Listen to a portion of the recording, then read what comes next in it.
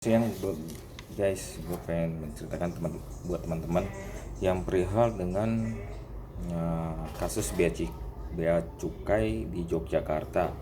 Mantan kepala bea cukai di Yogyakarta, dia menjabat sejak bulan April 2022. Nah, yang terjadi dengan pamer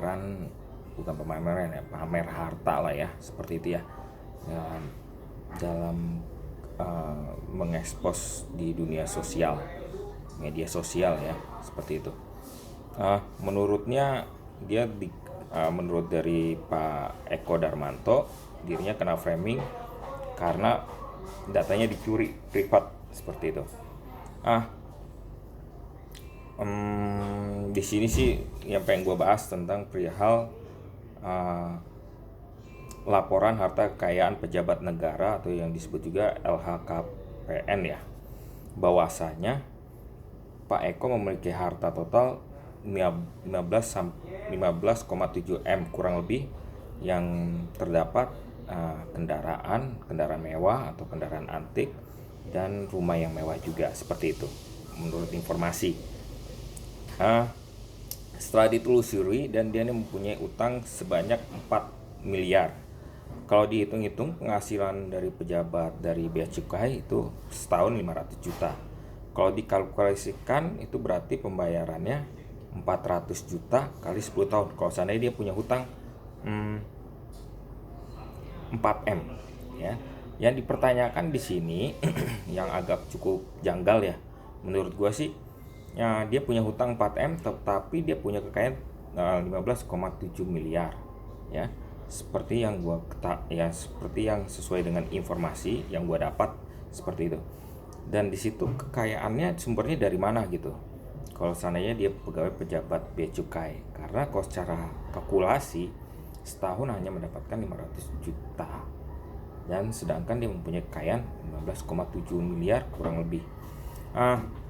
Yang satu lagi, dia beranggapan bahwa dia di framing ya, atau dicuri datanya untuk sebuah kegiatan medsos ya, di IG, seperti itu. Dan yang gue pikir lagi, satu, bahwasanya penghasilan 15,7 M, sumber-sumbernya bisa diketahui dari mana saja yang pengen diaudit oleh suatu pihak KPK ya. Dan kalau seandainya benar-benar terbukti dia melakukan tindakan fraud atau kecurangan, kejahatan seperti korupsi gitu, atau suatu yang penyalahgunaan sebagai jabatan bea cukai, yang pengen gue pikirkan di sini sih gue kembali lagi ke sumber, ke rakyat ya. Pernah gak sih dia merasakan bagaimana rakyat itu kesusahan gitu, bagaimana dia merasakan kemiskinan, bagaimana dia merasakan tiap hari harus menyicil kontrakan, membayar kontrakan, makanan seadanya, seperti itu. Dan yang gue pikirkan lagi, pernah gak sih dia berpikir untuk rakyat gitu. Jadi untuk keseluruhan lah ya, mau pejabat dari bea cukai atau dirjen pajak, pernah gak sih merasakan kesusahan rakyat itu, bagaimana kecewanya rakyat itu, dan pernah gak dia melihat yang pengemis-pengemis, yang jalanan masih berlubang, yang hujan masih naik motor masih kehujanan, pulang pergi atau berangkat kerja, gaji pas-pasan, seperti itu. Tolong Anda pikirkan untuk yang pejabat-pejabat, mengertilah rakyat ini sangat kecewa. Karena akar dari kejahatan ya kan, itu gara-gara korupsi.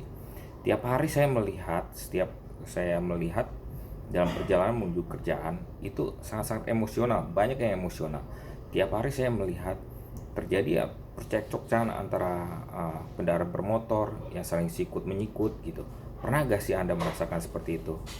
Saya pikir kalian gak pernah kayak gitu. Saya sungguh-sungguh kecewa lah kalau perihal tentang yang sangat-sangat kesenjangan sosialnya itu tinggi gitu. Tolong untuk mengerti keadaan rakyat gitu. Nggak usah jauh-jauh kita ke Papua atau ke negeri, ke daerah-daerah Cukup di Jakarta aja kita lihat, pengemis-pengemis sudah banyak, peminta-peminta sudah banyak. Seperti itu, orang mencari lapangan kerja susah, untuk mencari makan aja sudah susah. Tolonglah mengertilah, jangan saya enak jidat untuk mengambil uang rakyat seperti itu. Salam.